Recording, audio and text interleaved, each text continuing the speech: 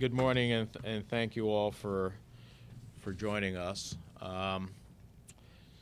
Let me start off by thanking Jennifer Harris, who is an expert in global energy security with the Council on Foreign Relations, for joining us today and offering her perspective in just a few moments.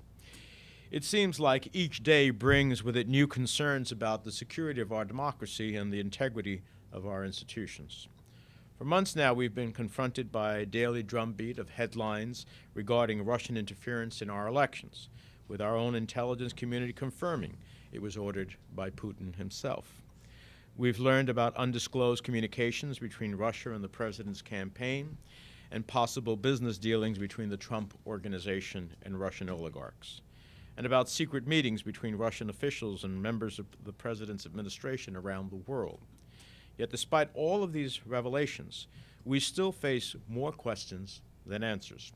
And the biggest question of them all is whether these connections and conflicts of interest could influence the decisions made by the White House at the expense of the national security and economic security interests of the United States.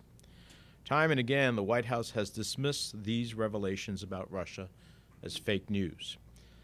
But I believe these are real threats from a real foreign adversary who sees the collapse of the Western democratic order as imperative to Russia's future.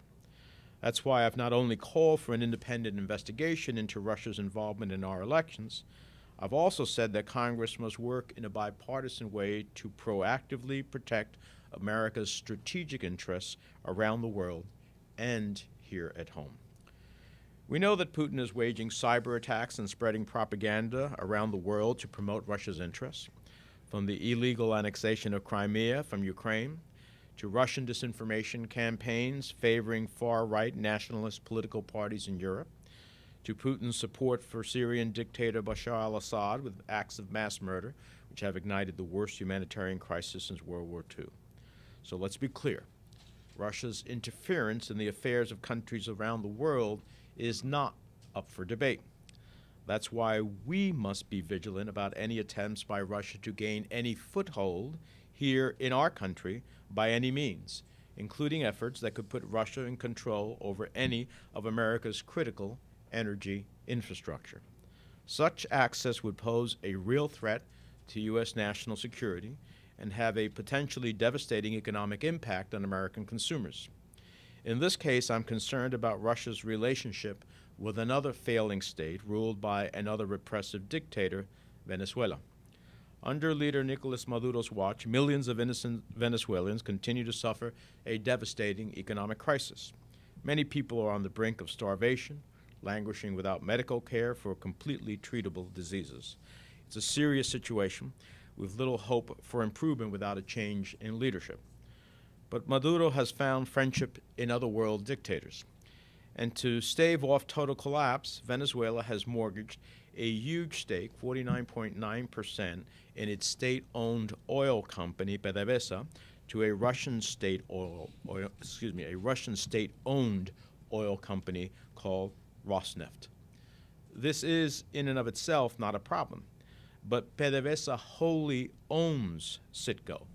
And Citgo is a company that operates an extensive network of critical energy infrastructure here in the United States, with 48 terminals in 20 states, including one in our own backyard in Linden, New Jersey. Given the dire state of Venezuela's economy, we cannot ignore the possibility that PDVSA, the Venezuelan-owned company, could default on its debt, potentially giving Rosneft, by default, a near majority ownership stake in PDVSA. And possibly they may have an ownership stake because I don't doubt that the Russians would have purchased additional shares in the open market. It's no secret that in Russia, lines between government and private industry are blurred. Both Rosneft and its company, Putin crony Igor Sechin, have been sanctioned by the United States for their connection to Russian aggression in Ukraine. So you'll forgive me for the pun, but the potential for a company, partially owned by the Russian government, to operate an extensive network of refineries and pipelines across the United States raises some serious red flags. Now, the federal government has a process in place to review such acquisitions and assess the national security implications of foreign investments in our country. It's performed by the Committee on Foreign Investment to the United States, or what it's known as CFIUS. And the Secretary of the Treasury chairs this particular committee. So I'm alerting CFIUS of this potential acquisition and calling on the committee to conduct a thorough review should this acquisition or ownership come to fruition.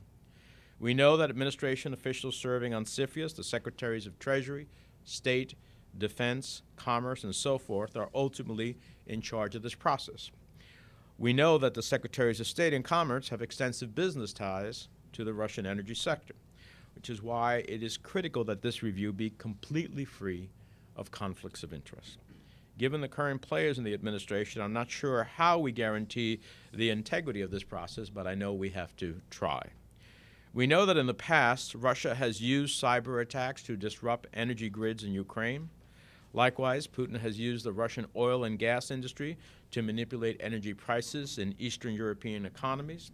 We know that it has attempted to cut off its energy supplies at times in Ukraine when they're in the midst of invading it. We know that Europe is constantly concerned about its energy sources, much of which comes from Russia. We cannot let that happen here in the United States. We cannot give Putin any opening to affect the flow of oil or toy with American prices at the pump. And we cannot play Russian roulette with America's energy infrastructure. The risk to our national security and in our economy is not one that I am willing to take. So let me introduce Jennifer Harris. She is a senior fellow at the Council on Foreign Relations. She deals with a variety of questions, particularly on energy infrastructure, but infrastructure questions beyond that. She worked with former Secretary Clinton at the State Department on economic statecraft, and we're thrilled to have her expertise here today. Jennifer. Thank you, Senator.